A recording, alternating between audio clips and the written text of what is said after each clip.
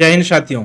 दोस्तों, यदि आप लोग उत्तर प्रदेश की लोक सेवा आयोग या फिर आरओ 2025 की तैयारी कर रहे हो या फिर यूपी से रिलेटेड किसी भी एसआई, यूपी पेट या फिर किसी भी परीक्षा की तैयारी कर रहे हो, तो ये सेशन आपके लिए बहुत ही इंपॉर्टेंट रहने वाला है।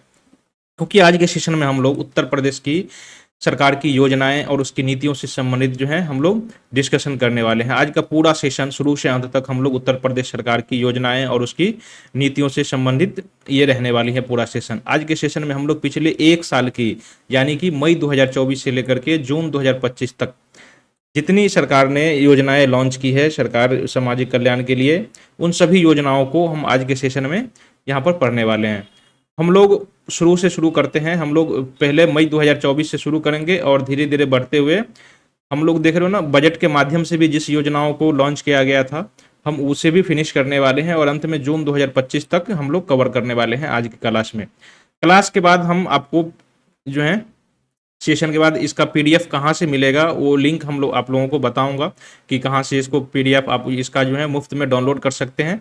तो ये हमारा जो टेस्ट साथी का ऐप है वहाँ से आप लोग डाउनलोड कर सकते हैं। तो क्लास शुरू से अंत तक बने रहिए। क्लास के बाद इसका पीडीएफ भी आप लोगों को मिल जाएगा सब कोई। तो आप लोग वहाँ से पीडीएफ भी डाउनलोड करके बार बार इसका रिवीजन कर सकते हैं। फिलहाल हम लोग मई 2024 से इसका शुरुआत करते हैं, ठीक है। अभी हाल ही में हम लोग शुरू करते हैं। पहला है हमारा एक्का लाइन कॉरिडोर विस्तार योजना। एक्का लाइन ये उत्तर प्रदेश सरकार के नोएडा मेट्रो रेल कॉरपोरेशन द्वारा ये चलाया गया था, जिसके एनएमआरसी यानी कि नोएडा मेट्रो रेल कॉरपोरेशन ने एक्का लाइन कॉरिडोर के विस्तार को मंजूरी दी है। ये कहाँ से कहाँ तक हुआ, तो ये बोटेनिकल गार्डन से लेकर के नोएडा सेक्टर 142 तक इसका विस्तार किया गया है, ठीक है। तो ये योजना जो है नोएडा क्षेत्र में मेट्रो कनेक्टिविटी को मजबूती मिलेगा। अगला है हमारा SSH लैब यानी कि सेंटिनल सर्विलांस हॉस्पिटल लैब। ये उत्तर प्रदेश सरकार ने डेंगू वायरस और उससे संबंधित जो अन्य वेक्टर जनित जो बीमारियां हैं जैसे कि मलेरिया, एस्करोटाइफस, चिकनगुनिया आदि जैसी बीमारियों की पहचान और जल्द ही उसकी सटीक पहचान के लिए उत्तर प्रदेश सरकार ने SSH लैब स्थापित करने की जो है कोशिश कर रही है और पूरे राज्य भर में जो है सेंटिनल लैब का एक नेटवर्क स्थापित करने की घोषणा की है उत्तर प्रदेश सरकार ने। तो आपसे ये ऐसे पूछा जाएगा कि अभी हाल ही में किस सरकार ने SSH लैब स्थापित करने की या फिर लैब का नेटवर्क स्थापित करने की घोषणा की है, तो अभी हाल ही में यूपी सरकार ने किया है। और इसका उद्देश्य क्या है, तो ये हमने अभी उद्देश्य की चर्चा कर लिया है। अभी पर्वतमाला परियोजना के अंतर्गत शहरी रोपवे परियोजना। इस पर्वतमाला परियोजना के तहत जो है भारत का पहला शहरी रोपवे वाराणसी में बनाया गया है। ये पर्वतमाला योजना के तहत ही इसका जो है शिलान्यास किया गया है। इसका उद्घाटन मार्च 2022 में हुआ था, लेकिन जो है अभी लक्ष्य प्राप्ति जो है अगस्त 2024 में हुआ था। इसलिए ये हमारे लिए करंट अफेयर्स है, हमें कम से कम मई 2024 तक के करंट अफेयर्स को पढ़ना पड़ेगा। कलर कोड योजना, ये क्या है, कलर कोड योजना फॉर इलेक्शन रिजल्ट। अभी हाल ही में लखनऊ में चुनावी नतीजों को प्रदर्शित करने के लिए जो है एक कलर आधारित सूचना प्रणाली लागू की गई है। इसके तहत हर पार्टी को एक रंग से दर्शाने की जो है एक घोषणा जो है रंग से दर्शाने की एक नीति निकाली गई है चुनाव आयोग के द्वारा, ताकि सरल और स्पष्ट जानकारी मतदाताओं को मिल सके। मोबाइल ड्रोन वाहन योजना, इसे MDVs कहा जाता है। MDVs का मतलब mobile drone vehicles for poll monitoring. चुनाव में निगरानी के लिए जो है इस प्रकार की मोबाइल ड्रोन जो है वाहन योजना लॉन्च की गई है। तो ये उत्तर प्रदेश के लखनऊ शहर में लॉन्च किया गया है और इसे मई 2024 में हुए मतदान के दौरान इसे लॉन्च किया गया था। ये इसका उद्देश्य था मतदान केंद्रों की निगरानी करना और ये उत्तर प्रदेश के चुनाव आयोग के द्वारा किया गया था।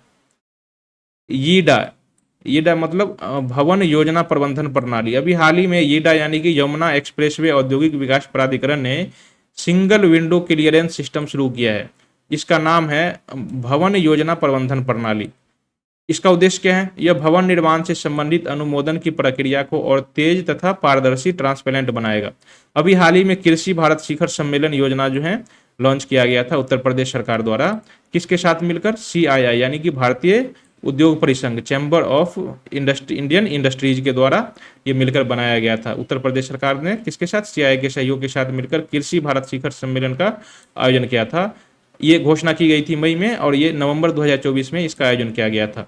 यह वैश्विक किसान शिखर सम्मेलन किसानों, निवेशकों और कृषि विशेषज्ञों को एक मंच पर लाने की एक पहल है।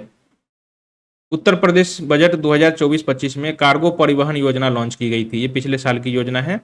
इसमें उत्तर प्रदेश सरकार ने कार्गो आवाजाही में तेजी लाने के लिए एक 45,000 करोड़ रुपए की निवेश का लक्ष्य रखा है। किसके? कार्गो परिवहन योजना का उद्देश्य क्या है? कार्गो आवाजाही में वृद्धि करना, और इसी के तहत जो 45,000 करोड़ रुपए की निवेश का लक्ष्य रखा है। इस योजना में बुनियादी ढांचे को विकसित करके व्यापार को प्रोत्साहन देना इसका मुख्य उद्देश्य है। इसके साथ साथ शिक्षा, स्वास्थ्य, सड़क जैसे क्षेत्रों पर भी विशेष बल देने का प्रावधान किया गया है। जून 2024 के करंट अफेयर्स को देखिए। आदर्श दलहन ग्राम योजना, यह योजना बुंदेलखंड क्षेत्रों के जो जितने जिले हैं उस क्षेत्रों में लागू किया जाएगा। इसके तहत जितने सारे दलहन हैं जैसे कि चना, मसूर, अरहर के उत्पादन को बढ़ावा देने के लिए मॉडल गांव विकसित करने की संकल्पना की गई है। आदर्श दलहन ग्राम योजना का उद्देश्य है क्षेत्रीय कृषि का विविधीकरण करना, पोषण सुरक्षा और किसानों की आय में वृद्धि करना भी इसका उद्देश्य है। डायरिया रोको अभियान, इसे उत्तर प्रदेश सरकार द्वारा लॉन्च किया गया। इसे ऐसे पूछा जाएगा कि अभी हाल ही में किस राज्य सरकार ने ये डायरिया रोको अभियान लॉन्च किया है, या फिर उत्तर प्रदेश सरकार ने लॉन्च किया है तो कब लॉन्च किया है ना, तिथि भी पूछी जा सकती है। 1 जुलाई 2024 को इसे लॉन्च किया गया। इसे सार्वजनिक स्वास्थ्य अभियान के नाम के से इसे शुरू किया गया था। इसका उद्देश्य है डायरिया के मामलों में कमी लाना और साथ ही साथ स्वच्छ जल, ORS और जिंक टैबलेट के उपयोग को भी बढ़ावा देना इसका उद्देश्य है। यह अभियान उत्तर प्रदेश के स्वास्थ्य विभाग के द्वारा जो है मॉनिटरिंग और क्रियान्वयन किया जाएगा। एक जिला एक इंक्यूबेटर योजना, ODOP इंक्यूबेटर योजना, ये क्या है? उत्तर प्रदेश सरकार ने इस योजना के तहत हर जिले में एक स्टार्टअप इंक्यूबेटर सेंटर स्थापित करने की घोषणा की है। इसका उद्देश्य होगा स्थानीय नवाचार और स्टार्टअप संस्कृति और युवा उद्यमिता को बढ़ावा देना। यह योजना ODOP यानी कि वन डिस्ट्रिक्ट वन प्रोडक्ट पहल से जुड़ी हुई है। दोनों एक दूसरे से लिंक अम्ब्रेला योजना की तहत है। उत्तर प्रदेश माटी कला रोजगार योजना, ठीक है, माटी कला रोजगार योजना, यह भी उत्तर प्रदेश सरकार की योजना है। इस योजना के अंतर्गत माटी कला शिल्पी यानी कि कुम्हार जो है उसको रोजगार के अवसर प्रदान किए जाएंगे इसके तहत। और इस योजना के तहत 95% तक जो है बैंक ऋण सब्सिडी प्रदान की जाती है। यह योजना पारंपरिक कुम्हारों को आत्मनिर्भर बनाने और मिट्टी के उत्पादों को बढ़ावा देने के लिए ये कार्य कर रही है। ये उत्तर प्रदेश की माटी कला रोजगार योजना। राष्ट्रीय प्रेरणा स्थल योजना, इसे लखनऊ में एक कमल के आकार का प्रेरणा पार्क विकसित किया जाएगा। राष्ट्रीय प्रेरणा स्थल योजना के तहत जो है क्या किया जाएगा? लखनऊ में एक पार्क विकसित किया जाएगा जिसका आकार होगा कमल के आकार का। इसी को प्रेरणा स्थल जो है राष्ट्रीय प्रेरणा स्थल कहा जाएगा। इसका उद्देश्य होगा लोगों में देशभक्ति, नैतिक मूल्यों और प्रेरणादायक नेतृत्व की भावना को बढ़ावा देना। एक परिवार एक पहचान योजना, इसे भी उत्तर प्रदेश सरकार के द्वारा जो है लॉन्च किया गया था। ये उत्तर प्रदेश सरकार की एक महत्वाकांक्षी परियोजना है। महत्वाकांक्षी क्यों है? क्योंकि इसके अंतर्गत हर परिवार को एक विशिष्ट ID जो है प्रदान की जाएगी। यह योजना सरकारी योजनाओं के लक्षित वितरण के साथ साथ पारदर्शिता और डुप्लीकेसी को रोकने में भी सहायक होगी। मलेरिया उन्मूलन का 2027 तक, मलेरिया उन्मूलन लक्ष्य 2027 तक। अभी हाल ही में किस राज्य सरकार ने जो है मलेरिया उन्मूलन का लक्ष्य निर्धारित किया है? उत्तर प्रदेश सरकार ने। या फिर ऐसे पूछा जा सकता है कि उत्तर प्रदेश सरकार ने किस वर्ष तक समस्त राज्य में जो है मलेरिया को समाप्त करने का लक्ष्य निर्धारित किया है? तो 2027 तक जो है राज्य सरकार चाहती है कि मलेरिया का उन्मूलन हो जाए। उत्तर प्रदेश सरकार ने राष्ट्रीय वेक्टर जनित रोग नियंत्रण कार्यक्रम, तो ये किस कार्यक्रम के तहत ये लक्ष्य निर्धारित किया गया वो भी आप याद रखिएगा। वेक्टर जनित रोग नियंत्रण कार्यक्रम के तहत 2027 तक मलेरिया को समाप्त करने का लक्ष्य निर्धारित किया गया है। इसके लिए निगरानी, जागरूकता, कीटनाशक आधारित उपायों को भी लागू किया जाएगा। अब हम लोग जुलाई और अगस्त की घटनाओं को देखते हैं। हम लोग केवल योजनाओं को देख रहे हैं इसलिए थोड़ा जल्दी जल्दी हमारा मंथ क्लियर हो रहा है। एकीकृत विनिर्माण और रसद क्लस्टर IMLC, अभी हाल ही में उत्तर प्रदेश सरकार ने एक्सप्रेस मार्गों के किनारे 30 जिलों के 33 IMLC, 30 जिलों में 33 जगहों पर IMLC यानी कि integrated manufacturing and logistic cluster स्थापित करने की प्रक्रिया शुरू की है। ये IMLC का फुल फॉर्म भी आप याद रखिएगा। ये क्लस्टर जो है Ganga expressway, Bundelkhand expressway, Agra Lucknow expressway, Gorakhpur link expressway और पूर्वांचल एक्सप्रेसवे के पास में स्थित होंगे। ये जो एक्सप्रेसवे है ना, इन्हीं एक्सप्रेसवे के 30 जिलों में स्थापित किया जाएगा और 30 जिलों में कुल 33 IMLC स्थापित किए जाएंगे। इन IMLC का उद्देश्य होगा औद्योगिक विकास करना और लॉजिस्टिक सपोर्ट को बढ़ावा देना। बुंदेलखंड सौर ऊर्जा, अभी हाल ही में बुंदेलखंड क्षेत्र के 3 जिले झांसी, ललितपुर और चित्रकूट में कुल मिला के 9,000 एकड़ में एक सोलर पार्क जो है विकसित करने की घोषणा की गई है राज्य सरकार के द्वारा। इस 9000 एकड़ में कुल मिला के 2000 मेगावाट बहुत बड़ी क्षमता कैपेसिटी होती है दोस्त। ये कम से कम 2-3 जिलों को बिजली सप्लाई कर सकता है। 2000 मेगावाट क्षमता का एक संयंत्र स्थापित किया जाएगा। इससे 4700 मिलियन यूनिट जो है हर साल उत्पन्न होगी। इसका उद्देश्य है इस योजना का बुंदेलखंड को सौर ऊर्जा में ये करना। ठीक है, ये 3 जिला देख रहे हो ना, झांसी, ललितपुर और चित्रकूट। यदि यहाँ पर ये 2000 मेगावाट स्थापित हो जाती है ना, तो ये तीनों जिला को कवर कर लेगा। इतना बिजली इसके लिए तीनों जिलों के लिए पर्याप्त है। परिवार कल्याण कार्यक्रम, महिला नसबंदी कार्यक्रम। अभी हाल ही में विश्व जनसंख्या स्थिरता अभियान के दौरान जून जुलाई 2024 में महिला नसबंदी के मामले में जो है बनारस जिला, उत्तर प्रदेश का बनारस जिला पूरे देश में सबसे अव्वल आया है। पूरे उत्तर प्रदेश में पहले स्थान पर आया है। तो आपसे ऐसे भी पूछा जा सकता है, या भी यहाँ से पूछे या फिर ऐसे पूछे कि अभी हाल ही में महिला नसबंदी के मामले में उत्तर प्रदेश के किस जिले ने सर्वश्रेष्ठ प्रदर्शन किया है। तो बनारस जिले ने सर्वश्रेष्ठ प्रदर्शन किया है। यहाँ पर सबसे ज्यादा महिलाओं की नसबंदी कराई गई थी जून जुलाई के दौरान। इससे परिवार नियोजन को बढ़ावा देने की एक पहल है सरकार की। अयोध्या आदर्श सौर शहर योजना, इस योजना के तहत सरकार अयोध्या में 40 मेगावाट की सौर बिजली जो है उत्पादन को बढ़ावा देना चाहती है। इसे जो है उत्तर प्रदेश सौर ऊर्जा नीति 2022 के तहत आदर्श सौर शहर का दर्जा दिया गया है। यह हरित ऊर्जा को बढ़ावा देने की दिशा में एक उल्लेखनीय कदम है राज्य सरकार का।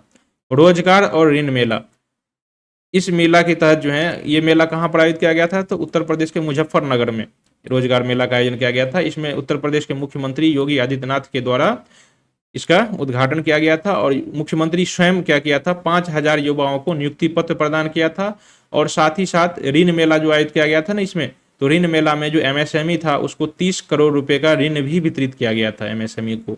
तो ये रोजगार के साथ साथ ऋण मेला भी था और इसका आयोजन मुजफ्फरनगर में किया जाता है। कृषि व्यवसाय और उद्यमिता परियोजना, ये वर्ल्ड बैंक के द्वारा समर्थित है। तो ये बहुत ही ज्यादा इंपॉर्टेंट है, ये याद रखिएगा। ये राज्य सरकार की योजना है, ये उत्तर प्रदेश सरकार की योजना है, लेकिन इसे समर्थन मिल रहा है वर्ल्ड बैंक के द्वारा। ये 4000 करोड़ रुपए की वित्त पोषण के साथ शुरू किया गया है, जो पूर्वी उत्तर प्रदेश के साथ साथ बुंदेलखंड के 28 जिलों में किसान, कृषि, सेल्फ हेल्प ग्रुप और एमएसएमई को सहायता देगी। इससे 10 लाख किसानों को लाभ मिलेगा और 1 लाख मछुआरों को वित्तीय सहायता भी मिलेगा। और साथ ही साथ इसी कृषि व्यवसाय उद्यमिता परियोजना के तहत लगभग 500 किसानों को अंतर्राष्ट्रीय प्रशिक्षण पर दूसरे देश भी भेजे जाएंगे। मुख्यमंत्री उद्यम युवा उद्यम विकास अभियान, इस योजना के तहत उत्तर प्रदेश सरकार का लक्ष्य है कि लगभग 10 लाख एमएसएमई इकाइयां स्थापित किया जाए। इसे 16.2 मिलियन, यदि ये 10 लाख एमएसएमई इकाइयां स्थापित हो जाती है तो लगभग 16.2 मिलियन युवाओं को रोजगार मिलेगा। और इस योजना का जो उद्देश्य है, ये युवाओं को रोजगार और वित्तीय सहायता उपलब्ध कराने के लिए ही ये युवा उद्यम विकास योजना लॉन्च किया गया है। विद्या समीक्षा टोल फ्री सिस्टम, ये उत्तर प्रदेश में शिक्षा गुणवत्ता को सुधार के लिए उत्तर प्रदेश सरकार द्वारा लॉन्च किया गया एक टोल फ्री नंबर है।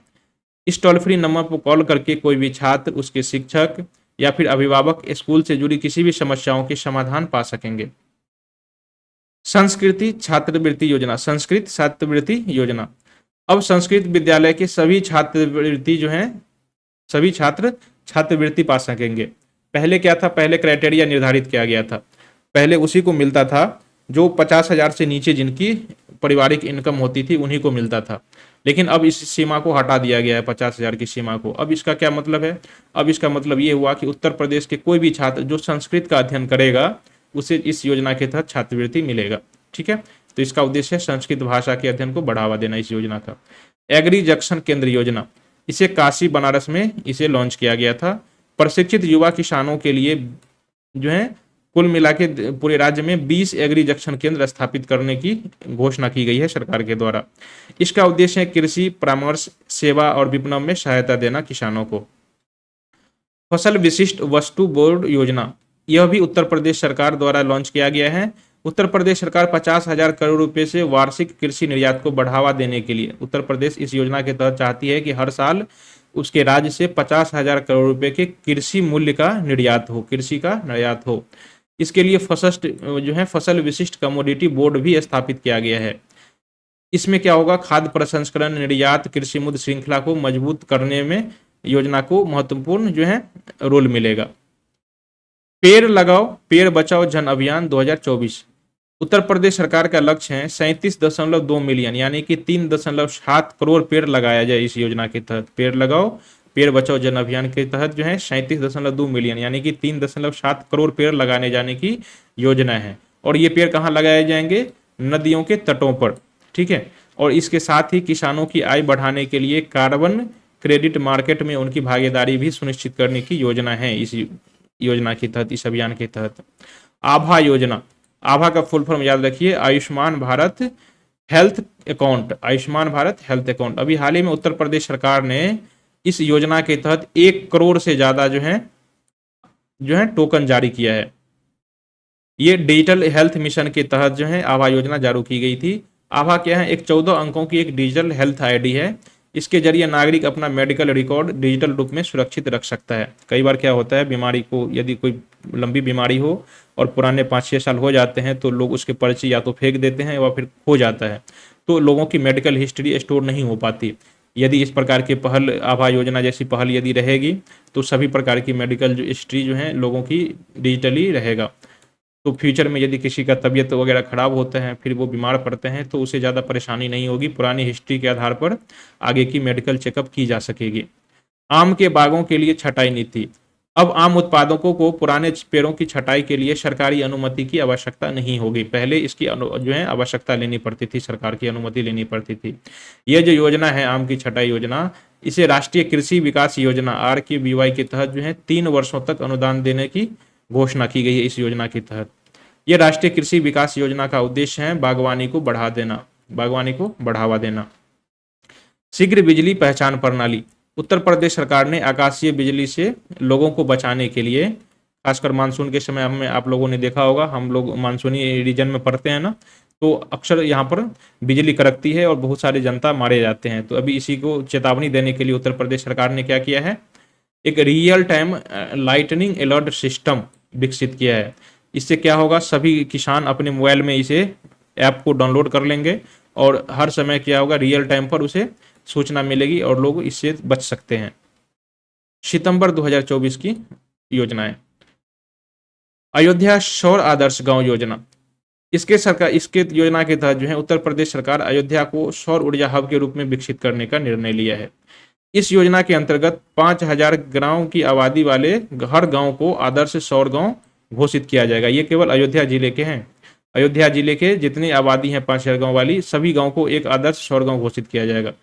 इन गांवों में 50,000 घरों में सोलर पैनल लगाए जाएंगे। इस योजना को प्रधानमंत्री सूर्य घर योजना के समर्थन भी मिला है। इस योजना का एक अभिन्न अंग के रूप में किया गया है। प्रधानमंत्री सूर्य घर योजना की क्या विशेषताएं हैं? तो प्रधानमंत्री, आप लोगों ने देखा होगा कि इस योजना की विशेषता ये थी कि यदि कोई व्यक्ति सोलर पैनल लगाता है अपने घरों में निजी यूज के लिए, तो सरकार उसमें सब्सिडी दी जाएगी। और इसके 3 वेरिएंट निकाले गए थे। यदि कोई 1 किलोवाट का सोलर पैनल लगाता है तो सरकार उसको 65,000 रुपये अनुदान देगी, जिसमें से जो है 65,000 रुपये उसकी लागत है। ठीक है, यदि कोई 1 किलोवाट की सोलर पैनल लगाता है तो उसकी लागत जो है 65,000 है, जिसमें से केंद्र सरकार 30,000 और राज्य सरकार 15,000 का अनुदान देगी। बाकी के कितने हो गए? 20,000 ना, 30 और 15 45, जो बचे हुए 20,000 है वो किसानों को खुद जो है उठाना पड़ेगा लोगों को। इस योजना को PM कुसुम योजना 2019 में लॉन्च किया गया था, उससे भी जोड़ दिया गया है। तो सूर्य घर योजना और इस कुसुम योजना से भी जोड़ दिया गया है सौर ग्राम योजना को, तो ये भी याद रखिएगा।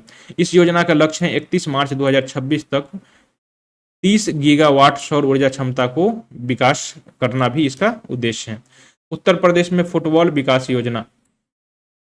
अभी हाल ही में उत्तर प्रदेश सरकार ने खेलो इंडिया योजना के तहत पूरे राज्य में फुटबॉल के बुनियादी ढांचे को मजबूत करने के लिए 18 नए फुटबॉल स्टेडियम बनाए जाने की घोषणा की है। तो इस योजना के तहत जो है फुटबॉल विकास योजना के तहत पूरे राज्य में कुल मिला के 18 नए फुटबॉल स्टेडियम बनाए जाने की घोषणा की गई है। और साथ ही राज्य के 827 प्रखंडों में फुटबॉल ग्राउंड विकसित करने की भी घोषणा की गई है इस योजना के तहत। इसका उद्देश्य है ग्रामीण और क्षेत्रीय शहरी क्षेत्रों में युवाओं को खेल से जोड़ना और राष्ट्रीय अंतर्राष्ट्रीय स्तर के खिलाड़ी तैयार करना इस फुटबॉल विकास योजना का उद्देश्य है। ब्लॉकचेन टेक्नोलॉजी में उत्कृष्टता केंद्र की स्थापना। अभी हाल ही में उत्तर प्रदेश के IIM लखनऊ में जो है ब्लॉकचेन टेक्नोलॉजी में एक उत्कृष्टता केंद्र की सेंटर ऑफ एक्सीलेंस की स्थापना किया गया है। यह उत्तर प्रदेश, इसे जो है उत्तर प्रदेश सरकार की स्टार्टअप नीति के तहत स्थापित किया गया है, उसे उसका समर्थन प्राप्त है।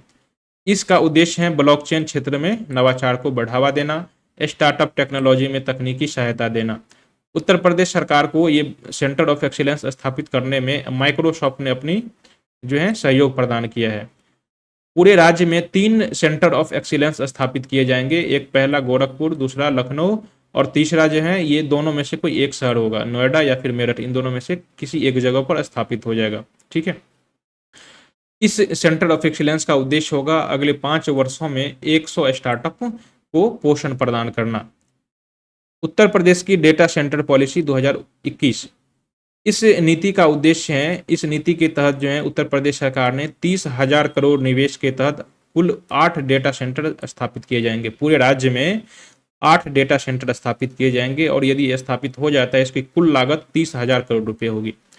इस 8 डेटा सेंटर की सामूहिक रूप से जो क्षमता होगी वो 900 मेगावाट की डेटा सेंटर स्थापित होगी। ये डेटा सेंटर जो स्थापित किए जा रहे हैं इसमें ये 3-4 कंपनियां हैं, जिसमें Hiranandani group, Adani group, NTT जापानी कंपनी और वेब वर्क नामक कंपनी, ये 4 कंपनियां मिलकर ये 8 डेटा सेंटर स्थापित करेगी। इस नीति के तहत प्रोत्साहन भी दी जाएगी, जो ये सब जो चारों कंपनी स्थापित कर रही है तो उसे प्रोत्साहन दी जा रही है। इसमें कंपनियों को पूंजीगत सब्सिडी दी जाएगी, ब्याज सब्सिडी भी दी जाएगी, भूमि सब्सिडी भी दी जाएगी, ताकि लालच में आके ये सब यहाँ पर जो है अपना डेटा सेंटर स्थापित करें। सस्टेनेबल रियल एस्टेट प्रोत्साहन नीति, अभी हाल ही में उत्तर प्रदेश सरकार ने अपने 643 ग्रीन प्रोजेक्ट्स के साथ पूरे देश में दूसरा स्थान प्राप्त किया है, पूरे देश में दूसरा स्थान प्राप्त किया है। सस्टेनेबल रियल एस्टेट प्रोत्साहन नीति का उद्देश्य है, इसमें आईजीबीसी ग्रीन प्रमाणन शुल्क की 50% की छूट दी जाती है। आईजीबीसी गोल्ड या उससे ऊपर की रेटिंग पर 10% की जो है फ्लोर एरिया रेशियो दिया जाता है और साथ ही ग्रीन बिल्डिंग्स को बढ़ावा देने के लिए ये नीति बनाई गई है। ये जो सस्टेनेबल रियल एस्टेट प्रोत्साहन नीति है, ये नीति उत्तर प्रदेश सरकार के द्वारा बनाई गई थी और इस नीति में ये कहा गया था सरकार के द्वारा कि राज्य के कोई भी कॉमर्शियल बिल्डिंग हो या फिर निजी बिल्डिंग हो या फिर सरकारी बिल्डिंग हो, यदि कोई बिल्डिंग बनती है और यदि कुछ सस्टेनेबल मानकों का पूरा करती है, यानी कि वो पर्यावरण अनुकूल बिल्डिंग बनाती है, तब उन्हें कुछ समर्थन दिया जाएगा सरकार की तरफ से, जैसे कि ये 50% का प्रतिपूर्ति शुल्क दिया जाएगा, 10% का अतिरिक्त जो है शुल्क दिया जाएगा और प्रमाण पत्र भी दिया जाएगा। तो इस तरह पूरे उत्तर प्रदेश में 643 ग्रीन प्रोजेक्ट बनाए गए थे पूरे 1 साल में और ये जो है पूरे देश में दूसरा सबसे ज्यादा रैंक है। ठीक है, प्रधानमंत्री सूर्य घर योजना, प्रधानमंत्री सूर्य घर योजना के क्रियान्वयन के मामले में इस योजना के तहत जो है घरेलू उपयोग के लिए 1 किलोवाट का सोलर पैनल लगाए जाने पर किसानों को 65,000 रुपये की लागत आएगी, जिसमें से सरकार 30,000 रुपये देगी और उत्तर प्रदेश सरकार 15,000 रुपये देगी। बाकी जो 20,000 है उसे स्वयं लोगों को वहन करना पड़ेगा। इसका उद्देश्य है घरों को आत्मनिर्भर बनाना, बिजली बिल कम करना और हरित ऊर्जा को बढ़ावा देना। ये प्रधानमंत्री सूर्य घर योजना का भी उद्देश्य है। ठीक है, प्रधानमंत्री कुसुम योजना, इस योजना को 2019 में ही प्रारंभ किया गया था। इसका उद्देश्य था किसानों को सौर ऊर्जा संचालित सिंचाई पंप प्रदान करना। देखिए ये नाम दोनों एक दूसरे से मिलता जुलता है। ये सूर्य घर योजना है, इसका मतलब है ये घरों पर सोलर पैनल लगाना, और कुसुम योजना का मतलब होता है खेतों में सोलर पैनल लगाना। खेतों में सोलर पैनल लगा दिए जाएंगे तो मोटर पंप से पानी जो है उसके लिए बिजली की आवश्यकता नहीं होगी। ठीक है, तो दोनों योजना एक दूसरे से मिलती जुलती है लेकिन उद्देश्य अलग अलग है। ठीक, तो सिंचाई पंप प्रदान करके 30 गीगावाट सौर ऊर्जा लक्ष्य स्थापित करना है 31 मार्च 2026 तक। उत्तर प्रदेश में इसे अयोध्या को सौर गांव परियोजना से जोड़ दिया गया है, तो ये एक सफल क्रियान्वयन हो चुकी है अब तक। अक्टूबर 2024 के current affairs, Uttar Pradesh higher education प्रोत्साहन नीति 2024, इसका उद्देश्य है हायर एजुकेशन में पहुंच को बढ़ावा देना, संस्थागत सुधार करना, इनोवेशन को प्रोत्साहन देना और इंक्लूसिवनेस को सुनिश्चित करना। उत्तर प्रदेश सरकार का लक्ष्य है कि इस योजना के तहत जो है हायर एजुकेशन प्रोत्साहन नीति के तहत GER यानी कि ग्रोस इनरोलमेंट रेशियो में वृद्धि करना, कौशल विकास द्वारा रोजगार को योग्यता को बढ़ावा देना और पिछड़े जिलों में निजी के साथ साथ विदेशी विश्वविद्यालयों की भी स्थापना करवाना, शिक्षा का विकेंद्रीकरण करना, शिक्षा केंद्रों के माध्यम से कृषि, स्वास्थ्य और स्थानीय अर्थव्यवस्था को सशक्त बनाना, महिला शिक्षा के साथ साथ वंचित वर्गों को भी प्रोत्साहित करना, शिक्षा का वैश्वीकरण जिससे ग्रामीण छात्रों को अंतर्राष्ट्रीय गुणवत्ता की शिक्षा मिल सके। तो ये उत्तर प्रदेश शिक्षा प्रोत्साहन नीति का उद्देश्य है। जीरो पॉवर्टी अभियान उत्तर प्रदेश सरकार द्वारा लॉन्च किया गया है। इसे जो है 2 अक्टूबर 2024 को ही लॉन्च किया गया था। इसका उद्देश्य था उत्तर प्रदेश को भारत का पहला शून्य गरीबी वाला राज्य बनाना। इसका मुख्य घटक है जीरो पॉवर्टी पोर्टल, इसके तहत लॉन्च किया गया है। इसको फैमिली आईडी पोर्टल से जोड़ा भी जाएगा। इस योजना के तहत क्या किया जाएगा? इस योजना के तहत गरीबी रेखा से नीचे यानी बीपीएल से नीचे रहने वाले परिवारों को राशन कार्ड के साथ साथ अन्य सेवाओं के सहायता दी जाएगी और डाटा आधारित प्रबंधन के जरिए समन्वित प्रयास भी किए जाएंगे। ये उत्तर प्रदेश की जीरो पॉवर्टी अभियान का उद्देश्य था। मिशन शक्ति पहल 5.0, इस शक्ति पहल का उद्देश्य है उत्तर प्रदेश में काम करने वाली जो कामकाजी महिलाएं हैं इसको सुरक्षित और सुविधाजनक आवास उपलब्ध करवाना। सरकार अक्टूबर 2024 में इसे लॉन्च किया था और इस योजना के तहत बनारस, लखनऊ और नोएडा इन 3 शहरों में 18 सखी निवास जिसे महिला छात्रावास कहा जाता है स्थापित करने की घोषणा की गई है। यह पहल महिलाओं की सुरक्षा, आत्मनिर्भरता और सम्मानजनक जीवन सुनिश्चित करने की दिशा में एक महत्वपूर्ण कदम है। तो मिशन शक्ति पहल का उद्देश्य है सखी निवास की स्थापना करना।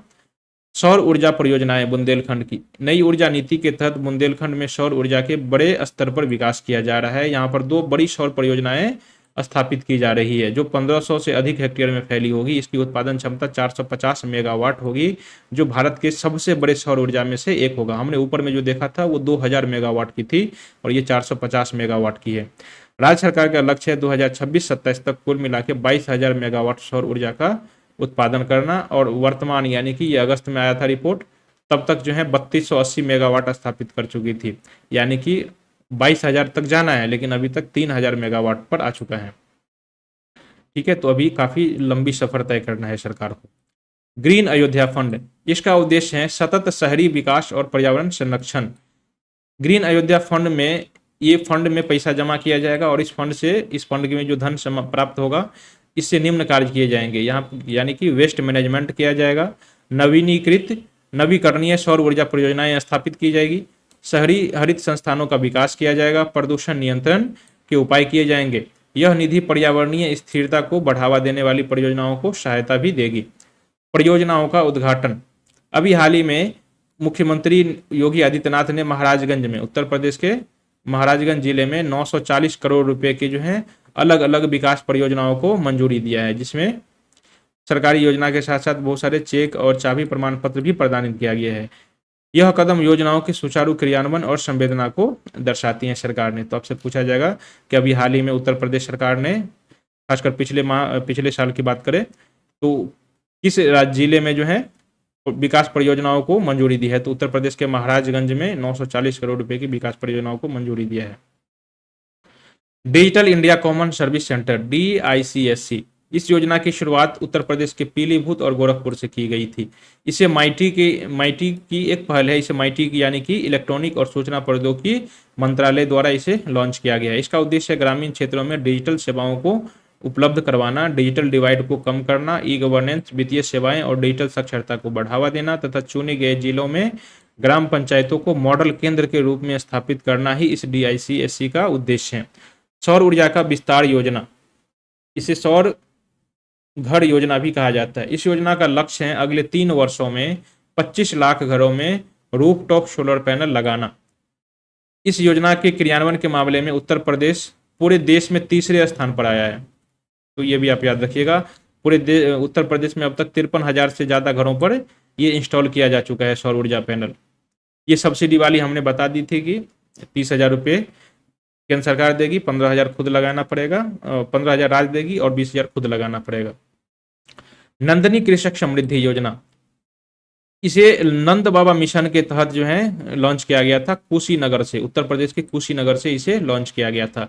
इसका उद्देश्य है डेयरी किसानों की आय वृद्धि करना, दुग्ध उत्पादन में सुधार करना और देसी गायों के नस्लों में सुधार करना। इसका लाभ होगा यदि कोई किसान गायों की खरीद करता है, उसके संरक्षण और रखरखाव पर 3 चरणों में सब्सिडी दी जाएगी। कैसे कैसे? जैसे यदि कोई 25 गाय खरीदता है तो उसे 62 लाख रुपए जो है 62.5 लाख रुपए दिए जाएंगे। ठीक है, नहीं, 25 गायों की कीमत सरकार के द्वारा लगाई गई है 62.5 लाख रुपए, जिसमें से 50% जो है सब्सिडी देगी, 31 लाख रुपए सरकार देगी। दुधारू नस्लें जैसे कि साहिवाल, गिर, थारपारकर और गंगातीरी, ये सभी गाय की नस्लें हैं। ये प्रमुखता से जो है इस पर फोकस किया जाएगा इस योजना में। पहले चरण में 10 मंडलों मुख्यालयों में इसे लागू किया जाएगा, जो 10 मंडलों अयोध्या, गोरखपुर, बनारस, कानपुर, प्रयाग, लखनऊ, झांसी, मेरठ, आगरा और बरेली में लागू किया जाएगा। नंद बाबा मिशन का उद्देश्य है देशी नस्ल सुधारना, चारा, पशु आहार आदि पर प्रोत्साहन देना, डेयरी क्षेत्र को सशक्त बनाना इसका उद्देश्य है।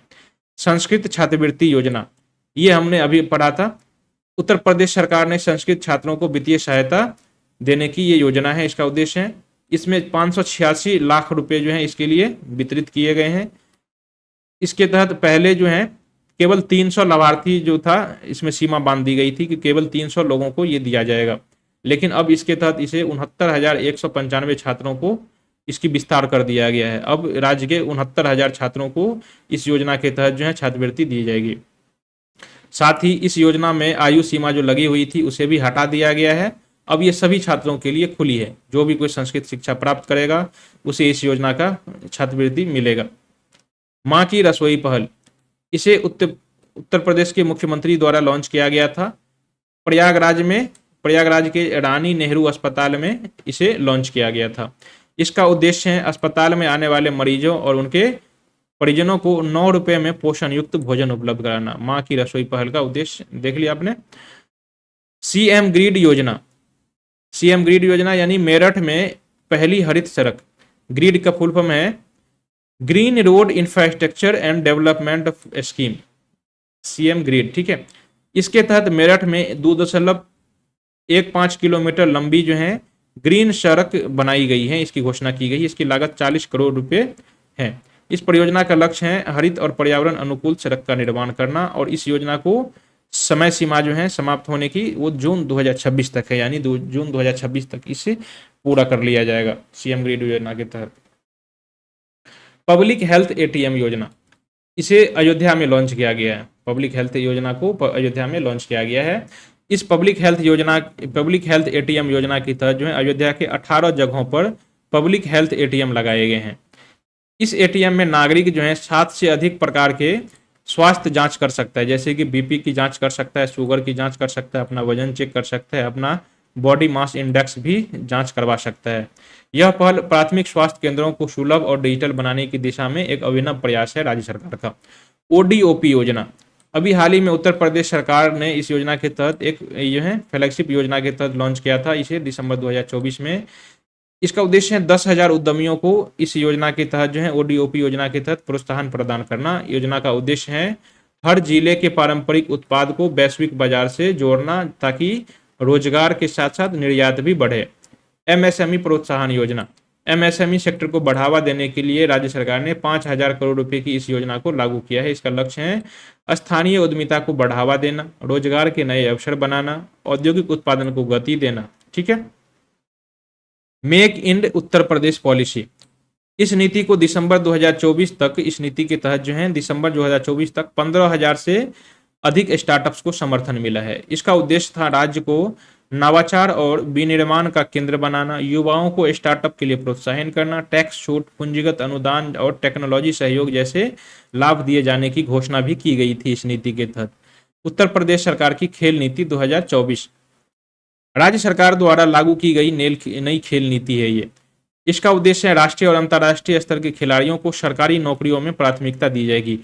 वैसे खिलाड़ी जो खेल में अपना करियर बनाना चाहता है और राष्ट्रीय और अंतर्राष्ट्रीय स्तर की, जैसे कि ओलंपिक, पैरालंपिक, एशियाई, कॉमनवेल्थ गेम सब में यदि कोई मेडल हासिल करता है तो उसे सरकारी नौकरी में रिजर्वेशन दिया जाएगा, आरक्षण दिया जाएगा, ठीक है। इस योजना के तहत खेल इंफ्रास्ट्रक्चर और प्रशिक्षण सुविधाओं का विस्तार किया जाएगा, और साथ ही साथ इस योजना के तहत प्रयागराज में एक साइंस सिटी भी विकसित करने की घोषणा की गई है।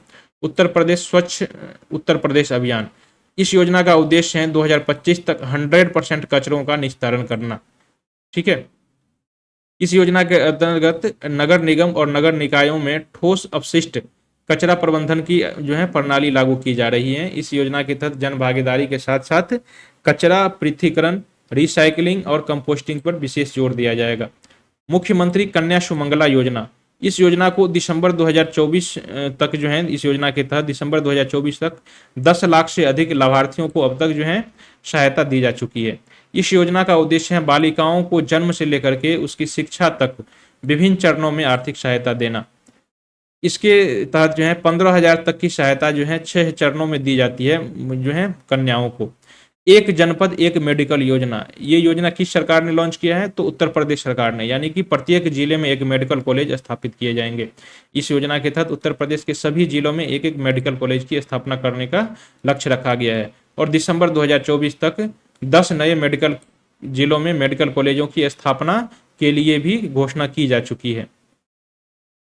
जनवरी, श्रद्धालुओं के लिए बीमा योजना। अभी हाल ही में फोन पे और आईसीआईसीआई लोम्बार्ड ने दोनों ने मिलकर जो है महाकुंभ मेले में आने वाले श्रद्धालुओं के लिए एक बीमा योजना लॉन्च किया है। वैसे यात्री जो ट्रेन और बसों से कुंभ मेला पहुंचते हैं उनके लिए 59 रुपये की प्रीमियम रखी गई है और जो यात्री उड़ान से आए हैं, फ्लाइट से आए हैं, उनके लिए 99 रुपये की ये प्रीमियम रखी गई है। यदि मेले के दौरान किसी प्रकार की दुर्घटना हो जाती है तो उसे फोन पे और आईसीआईसीआई लोम्बार्ड इसको झेलेगा। इसका उद्देश्य है तीर्थ यात्रियों के लिए सुरक्षित यात्रा सुनिश्चित करना। Uttar Pradesh open network for agriculture, अभी हाल ही में उत्तर प्रदेश सरकार ने इसे गूगल क्लाउड के साथ मिलकर के जेमिनी इनेबल्ड, जेमिनी पता है ना क्या है? जेमिनी गूगल का एक चैटबॉट है, ठीक है। जेमिनी इनेबल्ड और बेकन समर्थित नेटवर्क की पहल है ये रियल टाइम में मौसम और बाजार डेटा के साथ साथ सलाहकार सेवा, ऋण और बाजार से संपर्क भी सुविधा देगा। किसानों की उत्पादकता और कृषि नवाचार को बढ़ावा मिलने के लिए एक डिजिटल समाधान है ये। हर घर नल योजना, सामुदायिक योगदान समाप्त। पहले क्या था उत्तर प्रदेश में, इस हर घर नल जो योजना के तहत जो था सभी लोगों को कुछ सहायता देनी पड़ती थी, कुछ पैसा जो है अपने घर से लगाना पड़ता था। लेकिन अब सरकार ने क्या किया है, इस योजना के तहत जो है सामुदायिक अंशदान की बाध्यता को समाप्त कर दिया गया है। अब ये पूरी तरह से निःशुल्क हो गया, पूरी तरह से फ्री हो गया है। पहले क्या था, SC/ST गाँव में 5% और अन्य में 10% को जो है लगाना पड़ता था, अपने घर से पूंजी लगाना पड़ता था, तब जाके इस नल जल योजना का लाभ मिलता था। अब ये पूरी तरह से निःशुल्क कर दिया गया है, ठीक है। BOCW पोर्टल, मनरेगा श्रमिकों के लिए ये पोर्टल लॉन्च किया गया है। इसे BOCW यानी कि निर्माण श्रमिक कल्याण बोर्ड पोर्टल पर अब उत्तर प्रदेश के जितने सारे मनरेगा श्रमिक हैं उन्हें इस BOCW पोर्टल पर पंजीकरण करवाना अनिवार्य हो गया है। इसका उद्देश्य है श्रमिकों को सभी प्रकार की योजनाओं का लाभ सुनिश्चित कराना। 2024-25 में अब तक 1.29 लाख श्रमिकों ने पंजीकरण करा लिया था उत्तर प्रदेश के।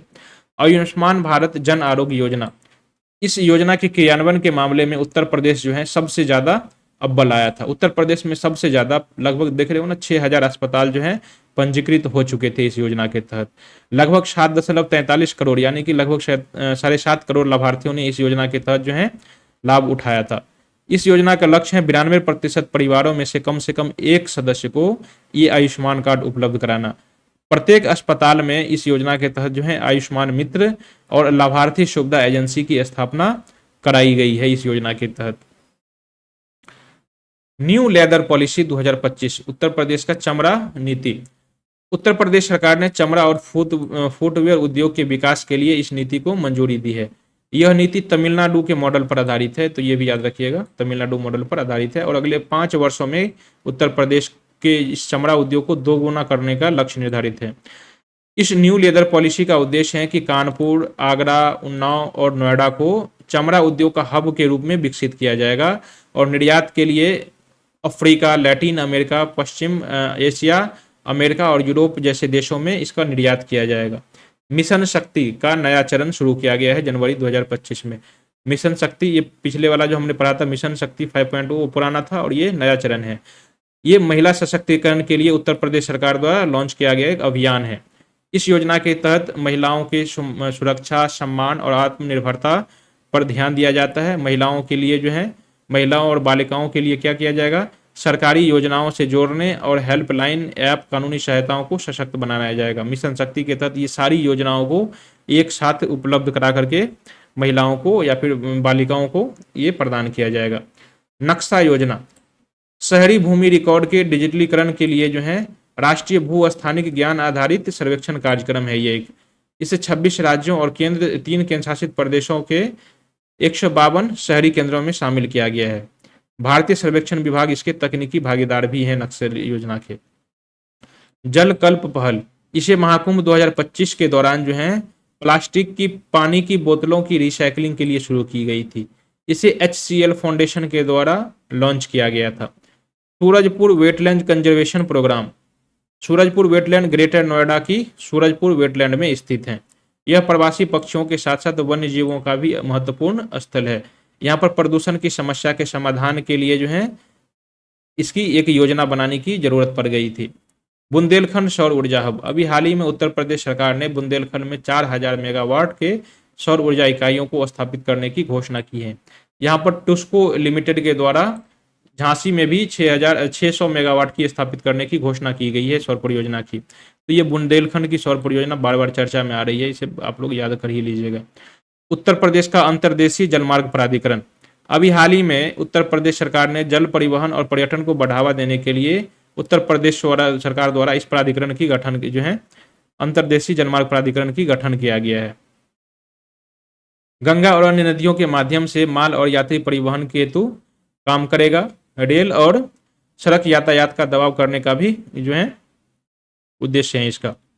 उत्तर प्रदेश पर्यटन हब योजना, इसके तहत ऐतिहासिक धार्मिक सांस्कृतिक स्थलों को संरक्षित स्थल पर्यटन को बढ़ावा देना इस योजना का उद्देश्य है। 2024 में 65 करोड़ लगभग पर्यटक जो है उत्तर प्रदेश में आए थे। तो यूपी जो है पर्यटन के मामले में शीर्ष राज्य बना हुआ था पिछले साल। सबसे ज्यादा पर्यटक अयोध्या, बनारस, मथुरा, वृंदावन और प्रयागराज जैसे स्थलों पर पिछले साल आए थे।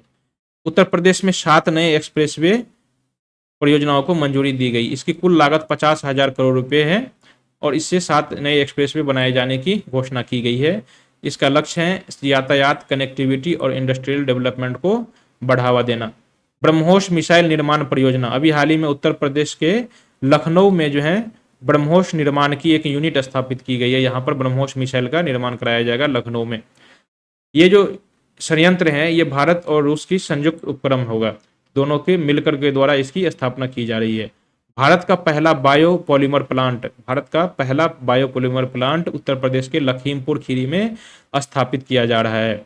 किसके द्वारा? तो बलरामपुर चीनी मिल लिमिटेड के द्वारा 2850 करोड़ की लागत से इसका निर्माण किया जाएगा। ये प्लास्टिक के इको फ्रेंडली विकल्प भी उपलब्ध कराएगा।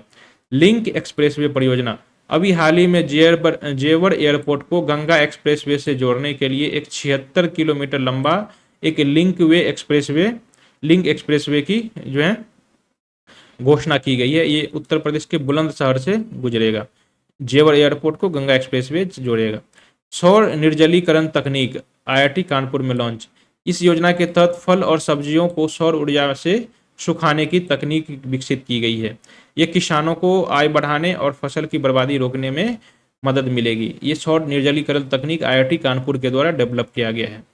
गंगा जल शुद्धिकरण मिशन, इस योजना के तहत गंगा किनारे स्थित 10 से 15 टन कचरा को प्रतिदिन हटाया जाएगा इस योजना के तहत। और ये जो योजना है गंगा जल शुद्धिकरण मिशन, इसे गंगा स्वच्छता अभियान के तहत जो है एक अभियान के तहत ही लॉन्च किया गया, एक नई प्रोजेक्ट के तहत।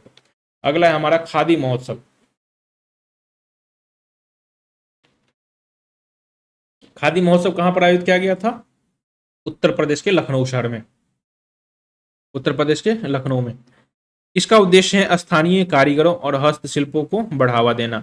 जमाबंदी सुधार अभियान, उत्तर प्रदेश सरकार भूमि सुधार और राजस्व प्रबंधन को लेकर के एक विशेष अभियान के तौर पर इसे लॉन्च किया है। इसका उद्देश्य है, इसे किसके द्वारा लॉन्च किया गया है? तो उत्तर प्रदेश के भूमि सुधार और राजस्व विभाग के द्वारा लॉन्च किया गया है। गंगा टास्क फोर्स का गठन, गंगा टास्क फोर्स का गठन जो किया गया है, देखिए नाम कुछ और है और काम इसका कुछ और है। नाम है गंगा टास्क फोर्स, लेकिन ये साफ सफाई करेगी गोमती नदी का। ठीक है, तो कंफ्यूजन नहीं करिएगा कि गंगा टास्क फोर्स है तो GTF नाम है तो गंगा नदी को सफाई करेगा, ऐसा नहीं है। नाम गंगा टास्क फोर्स रखा गया है लेकिन सफाई करेगा गोमती नदी का। इसे इंडियन आर्मी के द्वारा इसका गठन किया गया है, तो ये भी एक अलग चीज है। नहीं यदि याद रहेगा तो आप लोग मारिएगा कि ये पर्यावरण से संबंधित है तो पर्यावरण मंत्रालय ने लॉन्च किया होगा, लेकिन ऐसा नहीं है। इसे इंडियन आर्मी के द्वारा लॉन्च किया गया है और ये गंगा स्वच्छता अभियान का एक हिस्सा है। बजट के माध्यम से भी 2025-26 में बजट के माध्यम से भी बहुत सारी योजनाओं को मंजूरी दी गई थी। उसमें है पहला योजना है मुख्यमंत्री युवा प्रोटोटाइप विकास योजना। युवाओं को रोजगार से जोड़ने के लिए, स्वरोजगार से जोड़ने के लिए एक नवाचार आधारित जो है स्टार्टअप शुरू करने के लिए इसे शुरू किया गया था। इसके माध्यम से तकनीकी और नवाचार परियोजनाओं को प्रोत्साहन दिया जाएगा और इसके लिए बजट में 1,000 करोड़ रुपए की प्रावधान किया गया था। मुख्यमंत्री युवा स्वरोजगार योजना, इस योजना के तहत युवाओं को स्वरोजगार और आर्थिक सहायता देने के लिए इस योजना की शुरुआत की गई थी। इसमें 225 करोड़ रुपए की बजट का प्रबंध किया गया था इसके लिए। टेक्सटाइल पार्क योजना, उत्तर प्रदेश को वस्त्र उद्योग का हब बनाने के उद्देश्य से जो है आधुनिक टेक्सटाइल पार्क स्थापित करने की घोषणा की गई है। इसके लिए बजट में 300 करोड़ रुपए की प्रावधान किया गया है। उत्तर प्रदेश परिधान नीति 2022, कपड़ा और रेडीमेड गारमेंट सेक्टर को ऊंचाई देने के लिए इस नीति को लागू की गई थी और इसमें 150 करोड़ रुपए का बजट दिया गया है। प्रधानमंत्री मित्र टेक्सटाइल योजना, ये केंद्र सरकार की योजना है जिससे केंद्र जो है टेक्सटाइल सेक्टर में यानी कि कपड़ा क्षेत्र में निवेश और रोजगार को बढ़ावा दिया जाए। उत्तर प्रदेश सरकार ने इसके लिए अपने बजट के माध्यम से 150 करोड़ रुपए का फंडिंग किया है। वस्त्र परिधान योजना, ये कपड़ा और उद्योग के विस्तार और रोजगार सृजन से संबंधित है। इसके लिए भी 150 करोड़ का जो है आवंटन किया गया है। अटल बिहारी वाजपेयी पावरलूम योजना, इसमें पावरलूम सेक्टर के आधुनिकीकरण और कारीगरों को सशक्त बनाने के लिए इसे लॉन्च किया गया है और बजट के माध्यम से 400 करोड़ का आवंटन किया गया है। उत्तर प्रदेश में 4 नए एक्सप्रेसवे निर्माण की भी घोषणा की गई है। उत्तर प्रदेश में 4 नए एक्सप्रेसवे बनाए जाएंगे, ये घोषणा बजट के माध्यम से की गई थी और इसके लिए 900 करोड़ रुपए का प्रबंध किया गया है। इलेक्ट्रिक वाहन चार्जिंग स्टेशन योजना, राज्य में इलेक्ट्रिक वाहनों को बढ़ावा देने के लिए अलग अलग क्षेत्रों में चार्जिंग स्टेशन स्थापित किए जाएंगे और इसके लिए 50 करोड़ की सहायता भी दी जाएगी। डिजिटल लाइब्रेरी, उत्तर प्रदेश के ग्रामीण क्षेत्रों में डिजिटल लाइब्रेरी स्थापना करने की घोषणा की गई है। इसके लिए 454 करोड़ रुपए का आवंटन किया गया है। उत्तर प्रदेश के सभी पॉलिटेक्निक कॉलेजों में स्मार्ट क्लास में परिवर्तित करने के लिए पॉलिटेक्निक स्मार्ट क्लास योजना लॉन्च किया गया है। इसके लिए 10 करोड़ रुपए आवंटित किया गया है। स्कूटी योजना, मेधावी बालिकाओं के लिए स्कूटी प्रदान की जाएगी ताकि वो उच्च शिक्षा के लिए प्रोत्साहित हो। इसके लिए 400 करोड़ का आवंटन किया गया है। मातृत्व शिशु और बालिका मदद योजना, ये पंजीकृत श्रमिक महिलाओं और उनकी बेटियों के स्वस्थ पोषण और देखभाल के लिए सहायता योजना है। निर्माण कामगार के मृत्यु और दिव्यांगता सहायता योजना, ये पंजीकृत श्रमिकों की मृत्यु दिव्यांगता की स्थिति में वित्तीय सहायता देने की एक योजना है। कन्या विवाह सहायता योजना, श्रमिकों की पुत्रियों के विवाह के लिए 55,000 रुपये जो है, यदि कोई मतलब अपने जाति में शादी करता है तो 55,000 रुपये दिए जाएंगे और यदि कोई अंतर जाति विवाह करता है, यदि कोई श्रमिक जो है उसकी पुत्री यदि अंतरजातीय विवाह करता है तो उसे 61,000 रुपये की वित्तीय प्रोत्साहन दिया जाएगा। विवेकानंद युवा सशक्तिकरण योजना, इसमें युवाओं को स्मार्टफोन और टैबलेट प्रदान करने की योजना है। इसके तहत अब तक जो है लगभग 50 लाख डिवाइस वितरित किए जा चुके हैं। मुख्यमंत्री युवा उद्यमी विकास योजना, इसमें युवाओं को स्टार्टअप स्थापित करने और सहायता के साथ साथ गारंटी मुक्त ऋण प्रदान करने की भी एक योजना है। युवा उद्यमी विकास अभियान, इसके तहत 1 लाख सूक्ष्म उद्यम स्थापित करने का लक्ष्य निर्धारित किया गया है। इसमें ब्याज मुक्त और गारंटी मुक्त ऋण प्रदान करने की भी घोषणा की गई है सरकार के द्वारा। स्टार्टअप एक्सीलरेटर योजना, इसे इनोवेशन दिवस पर स्थापित किया गया था। इसके तहत 1 लाख तक के पुरस्कार और एक्सीलरेटर सपोर्ट भी दिए जाएंगे। साथ ही एक इनोवेशन फंड की भी स्थापना की घोषणा की गई थी। प्रधानमंत्री रोजगार सृजन योजना, इसके तहत 20 लाख अतिरिक्त रोजगार दिवस सृजित करने का लक्ष्य निर्धारित किया गया है। साथ ही साथ 80,000 युवा अथवा महिलाओं को सेल्फ हेल्प ग्रुप को सहायता भी दिए जाएंगे। मनरेगा योजना, इस साल जो है 27 से 40 करोड़ रोजगार मानव दिवस का सृजन करने का लक्ष्य निर्धारित किया गया है। ठीक है, और मनरेगा योजना के तहत जो है मानव दिवस सृजन में पूरे देश में ये पहले स्थान पर आया है मनरेगा के तहत, तो ये भी आप याद रखिएगा। महिला भागीदारी जो है 42% थी, यानी कि इतना जो रोजगार उपलब्ध कराया है इसमें, तो इसमें लगभग देख रहे हो ना 42% महिला थी। ओडीओपी योजना, इस योजना के तहत 2024-25 में 1838 लाभार्थियों को लगभग 10,560 लाख तक का अनुदान दिया गया था और इससे 34,500 नए रोजगार जो है सृजन हुआ है। प्रधानमंत्री किसान सम्मान निधि योजना, इसके तहत 3 करोड़ किसानों को 79,500 करोड़ रुपए डायरेक्ट बेनिफिट ट्रांसफर योजना के तहत जो है प्रदान किया गया। ये सब आर्थिक समीक्षा की रिपोर्ट सब है। प्रधानमंत्री फसल बीमा योजना, 10 लाख किसानों को 496 करोड़ रुपए की प्रतिपूर्ति की गई थी। कुसुम योजना के तहत जो है 2024 में 22,000 सोलर पंप स्थापित किए गए थे पूरे उत्तर प्रदेश में। किसान दुर्घटना कल्याण योजना, इसे 14 सितंबर 2019 को लागू किया गया था और यदि किसानों की दुर्घटना हो जाती है तो इसमें मदद मिलती है। लखपति महिला योजना, इसमें 31 लाख महिलाओं को अब तक प्रशिक्षण दिया जा चुका है और 2 लाख महिलाओं को लखपति की श्रेणी में पहुंचा दिया जा गया है। बीसी सखी योजना, लगभग 40,000 बीसी सखियों कार्यरत हैं अभी पूरे राज्य में और इसे 31,000 करोड़ रुपए तक की वित्तीय लेन देन करने का भी अधिकार दिया गया है। प्रधानमंत्री मातृत्व योजना, इसके तहत 1.86 करोड़ लाभार्थियों को कैश बेनिफिट प्रदान करने का लक्ष्य निर्धारित किया गया है। उच्च शिक्षा छात्रवृत्ति योजना, उच्च शिक्षा प्रदान करने के लिए ये बालिकाओं के लिए छात्रवृत्ति योजना है। आवासीय विद्यालय योजना, केवल 12 जिलों में, सभी जिलों में नहीं है, केवल 12 जिलों में 100 बच्चों की कैपेसिटी वाला एक आवासीय विद्यालय स्थापित करने की घोषणा है और प्रत्येक मंडल स्तर पर, ब्लॉक प्रखंड स्तर पर जो है 360 बच्चों की कैपेसिटी वाला मॉडल स्कूल स्थापित करने की घोषणा है। तो ये एक है आवासीय विद्यालय और दूसरा है मॉडल स्कूल, दोनों याद रखिएगा। गुरु गोरखनाथ आयुष यूनिवर्सिटी कहाँ पर स्थापित करने की घोषणा की गई है? गोरखपुर में। यह आयुष पद्धति के लिए स्थापित किया जाएगा। बैंकिंग समावेशन योजना, लगभग 2.5 लाख करोड़ रुपए के ऋण वितरण करने का लक्ष्य रखा गया है इस साल, ठीक है। और प्रधानमंत्री इस साल जो है उत्तर प्रदेश जनधन योजना के क्रियान्वयन के मामले में पूरे देश में सबसे अव्वल आया है, तो ये भी आप याद रखिएगा। बैंकिंग समावेशन के मामले में पूरे देश में अव्वल आया है इस योजना के तहत, जनधन योजना के तहत खाता खुलाने में। मार्च और अप्रैल, गंगा नर्मदा पर्यटन कॉरिडोर, इसे मध्य प्रदेश सरकार ने उत्तर प्रदेश सरकार के सहयोग से इसे शुरू किया गया है। इसमें राज्य की प्राकृतिक, आध्यात्मिक और सांस्कृतिक धरोहरों को जोड़ने के लिए गंगा नर्मदा पर्यटन कॉरिडोर की शुरुआत की गई है। इस योजना का उद्देश्य है दोनों राज्यों के बीच पर्यटन सहयोग को बढ़ावा दिया जाए। Multi modal logistic part, MMLP, इसे NHLML और IAAI, नेशनल हाईवे अथॉरिटी और IAAI के सहयोग, इन दोनों के बीच से MOU साइन किया गया है और इन्हीं दोनों के सहयोग से जो है MMLP की स्थापना की घोषणा की गई है। ये MMLP बनारस में स्थापित किया जाएगा।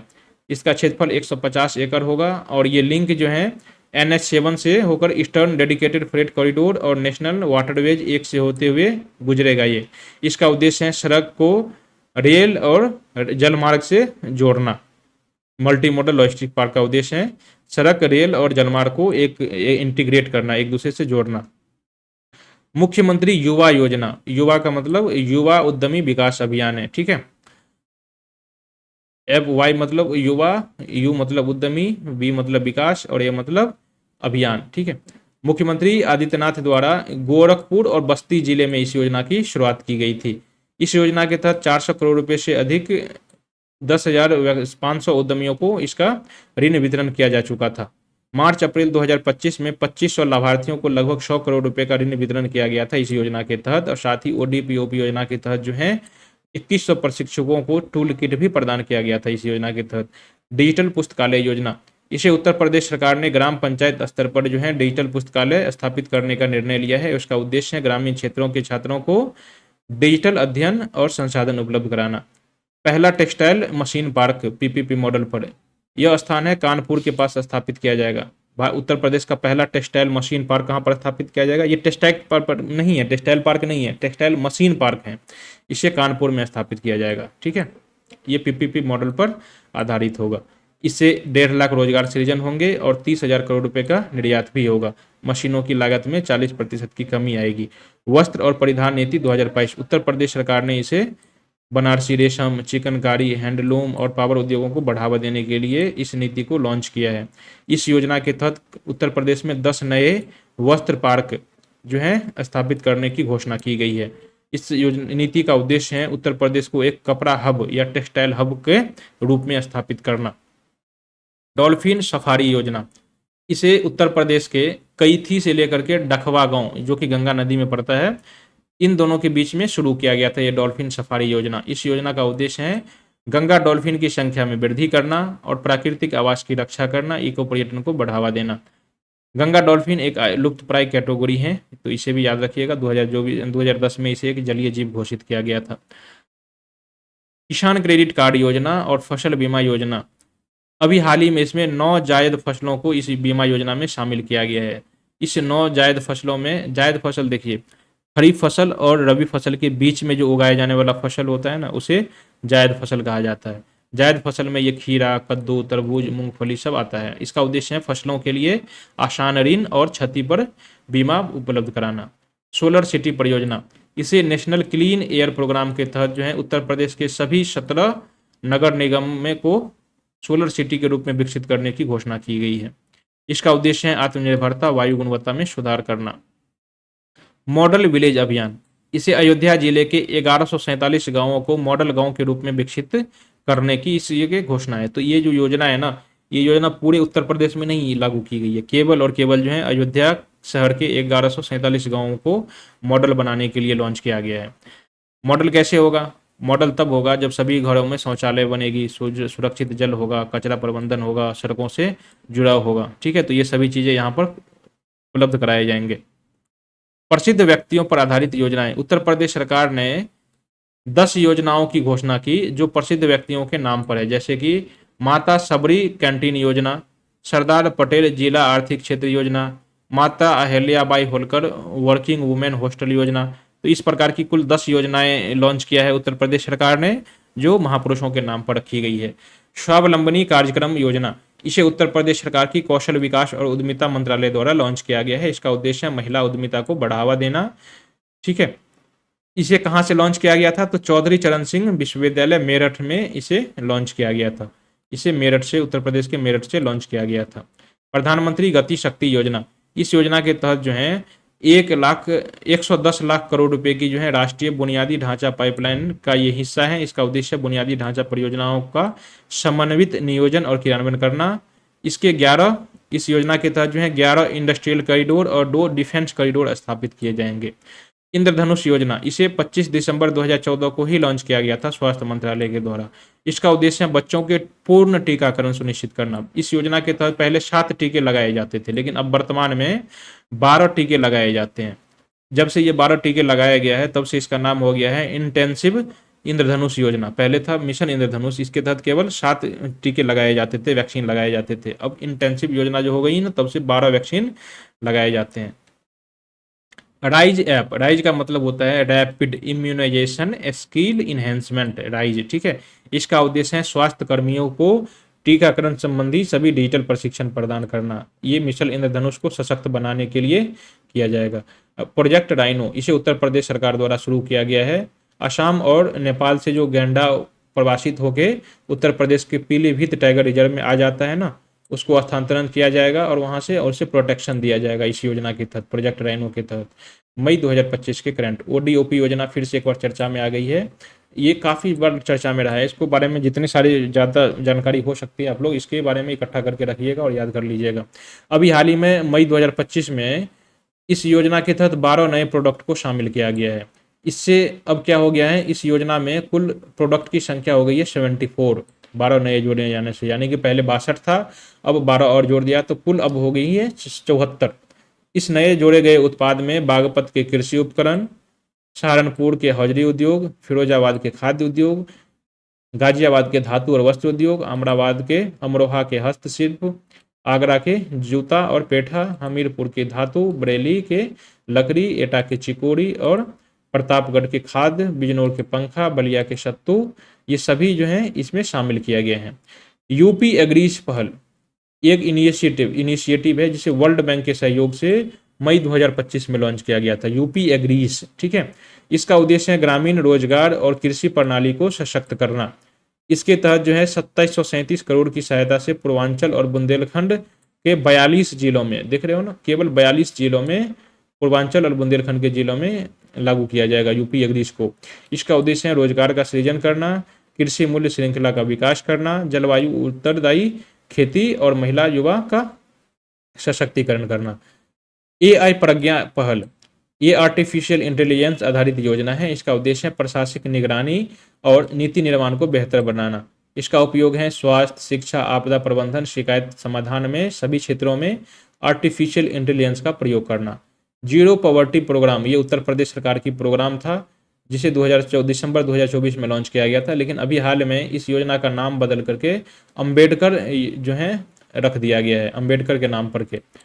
अब हर ग्राम पंचायत में 20 से 25 वंचित परिवारों को पहचान की जाएगी इस योजना के तहत, और उन्हें सभी प्रकार की जो है सरकारी योजनाओं के लाभ मिलेंगे, जैसे उन्हें आवास दिया जाएगा, शौचालय, जल, बिजली, गैस कनेक्शन, पेंशन, इन सभी का लाभ दिया जाएगा। पूरे राज्य से जो है 14 से 15 लाख परिवारों को इसका लाभ दिया जाएगा। ये वंचित वर्गों को ज़्यादा प्राथमिकता देगी। बफर में सफर योजना, इको टूरिज्म बढ़ाने के लिए टाइगर रिजर्व में बफर में सफर योजना शुरू किया गया है। ये बफर में सफर योजना उत्तर प्रदेश सरकार द्वारा लॉन्च किया गया है। इसके तहत स्थानीय लोगों को गाइड, रेस्टोरेंट और ऑपरेटर आदि के रूप में प्रशिक्षित किया जाएगा ताकि रोजगार बढ़े।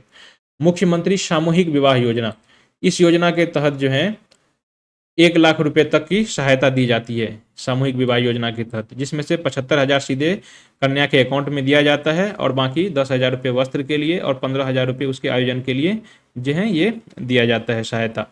इस योजना के लाभार्थी जो हैं SC, ST, OBC, अल्पसंख्यक, विधवा, गरीब सभी जो हैं इसका लाभ उठा सकते हैं। आवेदक का होना, उत्तर प्रदेश का होना बहुत ही जरूरी है और कम से कम 10 जोड़ों का पंजीकरण होना भी जरूरी है। रेशम सखी योजना, ये ग्रामीण महिलाओं को मलबरी और टसर सिल्क पालन के लिए प्रशिक्षण किया जाएगा। ये दोनों सिल्क की प्रजातियां हैं, इनके लिए प्रशिक्षण किया जाएगा और इस योजना के तहत 5 वर्षों में लगभग 50,000 महिलाओं को जोड़ने का लक्ष्य रखा गया है। पहले चरण के 15 जिलों में 75,000 महिलाओं को प्रशिक्षित किया जाएगा। इसका उद्देश्य है महिला सशक्तिकरण और पलायन में कमी करना। प्रधानमंत्री सूर्यघर योजना, ये फिर से चर्चा में आ गया था। उत्तर प्रदेश 2027 तक 8 लाख घरों पर जो है सोलर पैनल लगाने की लक्ष्य रखा है। इसे यूपी नेडा द्वारा क्रियान्वयन किया जाएगा। यूपी नेडा उत्तर प्रदेश सरकार की एक सरकारी कंपनी है, इसका क्रियान्वयन इसी के द्वारा किया जाएगा। यूपी नेडा वर्तमान में प्रतिदिन 500 से ज़्यादा सोलर पैनल लगाने की कोशिश कर रहा है, लगा रहा है। ये 2026 तक साढ़े जो है 2.5 लाख ये लगा देगा। PMFME योजना, खाद्य उद्योग उन्नयन योजना, इसे जो है खाद्य संस्करण मंत्रालय द्वारा फूड प्रोसेसिंग मिनिस्ट्री के द्वारा चलाई जा रही ये योजना है। इसे 2020 से 25 तक के लिए 2020 में लागू किया गया था, 25 तक चलेगा। इसका उद्देश्य है सूक्ष्म खाद्य प्रसंस्करण इकाइयों को वित्तीय और तकनीकी सहायता प्रदान करना। इस योजना के क्रियान्वयन में उत्तर प्रदेश पूरे देश में सबसे अव्वल आया है। ठीक है, तो ये याद रखिएगा। CM युवा साथी योजना, मुख्यमंत्री युवा साथी योजना, इस योजना के तहत पूरे राज्य में 3,304 महिला संचालित सोलर शॉप्स खोली जाएगी। महिलाओं के द्वारा दुकान खुलवाए जाएंगे और वैसे दुकान होंगे जिसमें हर ब्लॉक में 4 दुकानें स्थापित की जाएगी। इसमें केवल ये प्रोडक्ट रखे जाएंगे, सोलर फ्रिज होंगे, ड्रॉयर होंगे, फूड प्रोसेसर होंगे। और इस योजना के तहत जो है सूर्य सखी और पर्यावरण सखी भी गठित की जाएंगी। 1 KGBB 1 गेम, इसका मतलब हुआ कि 1 कस्तूरबा गांधी विद्यालय और 1 गेम, यानी कि उत्तर प्रदेश के सभी कस्तूरबा गांधी विद्यालय को एक गेम में विशिष्ट प्रशिक्षण दिया जाएगा। ठीक है, तो हर जिले के 2 कस्तूरबा गांधी विद्यालय में इसे लागू किया गया है। अनंतनगर हाउसिंग योजना, इसे लखनऊ में लॉन्च किया गया है 6500 करोड़ की लागत से। ठीक है, अनंतनगर हाउसिंग योजना लखनऊ में लॉन्च किया गया है। प्रधानमंत्री आवास योजना के तहत 3,000 मकानें बनाए जाने की भी घोषणा की गई है। साथ ही एक एजुकेशन सिटी भी डेवलप करने की घोषणा की गई है। एग्रीवोल्टाइक परियोजना, एग्रीवोल्टाइक परियोजना का उद्देश्य है कृषि भूमि पर सोलर पैनल लगाना, खेती और सौर ऊर्जा उत्पादन को एक साथ बढ़ावा देना इसका उद्देश्य है। इसका उद्देश्य है भूमि उपयोग की दक्षता बढ़ाना और आय में वृद्धि और विविधता को बढ़ावा देना। उत्तर प्रदेश सरकार की सौर ऊर्जा योजना, 2017 में उत्तर प्रदेश सरकार की जो सौर ऊर्जा क्षमता थी 288 मेगावाट थी, लेकिन 2025 में यह बढ़ करके 2653 मेगावाट हो गई है। उत्तर प्रदेश की जो सौर ऊर्जा नीति है, इसका लक्ष्य है कि आने वाले कुछ वर्षों में जो है 22 गीगावाट यानी कि 22,000 मेगावाट सोलर पैनल लगाए जाएंगे। इसी क्रियान्वयन के लिए अभी हाल ही में उत्तर प्रदेश के बुंदेलखंड में 4,000 मेगावाट की सोलर पैनल लगाने की घोषणा की गई है सरकार के द्वारा। तो दोस्तों, ये था हमारा उत्तर प्रदेश का संपूर्ण करंट अफेयर्स। हम लोगों ने अब तक पिछले 1 साल में मई 2024 से लेकर के अब तक जितने सारे करंट अफेयर्स थे जून 2025 तक के सारे करंट अफेयर्स को हमने यहाँ पर कवर कर लिया है। उत्तर प्रदेश के किसी भी एग्जाम की आप तैयारी कर रहे हो, ये RO की तैयारी हो या फिर UP PCS की हो, UP पेट हो या फिर कोई दूसरी एग्जाम हो, UPSI कांस्टेबल वगैरह, बिना योजना के आप उसके 100% जो है उसका करंट अफेयर्स क्लियर नहीं कर सकते। तो हमने पूरा करंट अफेयर्स जो है यहाँ पर फिनिश कर लिए हैं। आप लोगों को आत्मविश्वास मिल गया होगा, अब अच्छे लेवल की तैयारी हो सकती है। ठीक है, अब यदि आप लोग इसका रिवीजन करना चाहते हैं दोबारा, तो एक उपाय है कि आप इसे वीडियो को दोबारा सुन लें कहीं पर चला के, या फिर एक और उपाय है कि आप इसका पीडीएफ लेकर के खुद पढ़ लें। इसका जो पीडीएफ है हमारे जो टेस्ट साथी के टेलीग्राम चैनल है वहाँ पर मिलेगा, आप वहाँ पर हमें इसे डाउनलोड कर सकते हैं टेलीग्राम चैनल को, और टेलीग्राम चैनल पर हमारे जो टेस्ट साथी के लिंक है ये, इस पर आप क्लिक करके वहाँ से आप इसका पीडीएफ मुफ्त में पा सकते हैं, फ्री पीडीएफ इसका मिलेगा, कोई आपको कीमत नहीं देनी है, निःशुल्क उपलब्ध है हमारे टेलीग्राम में, और व्हाट्सएप ग्रुप भी है। इन सभी ग्रुप का लिंक जो है वीडियो के नीचे डिस्क्रिप्शन बॉक्स में मिलेगा आप सभी को। और दोस्त जाते जाते मैं कहूँगा कि इस सीरीज को बनाने में बहुत मेहनत लगी है। यदि आप लोगों को ये सीरीज पसंद आया तो प्लीज़ हमारे चैनल को सब्सक्राइब कीजिए और अपने दोस्तों को भी शेयर कीजिए, ताकि हम ज़्यादा से ज़्यादा आगे हम फिर से आप लोगों को नए नए सम्मेलन वगैरह फिर दूसरी चीज़ों को लेकर के आपके समक्ष उपस्थित हों। तब तक के लिए धन्यवाद, मिलते हैं अगले सेशन में। जय हिंद दोस्तों।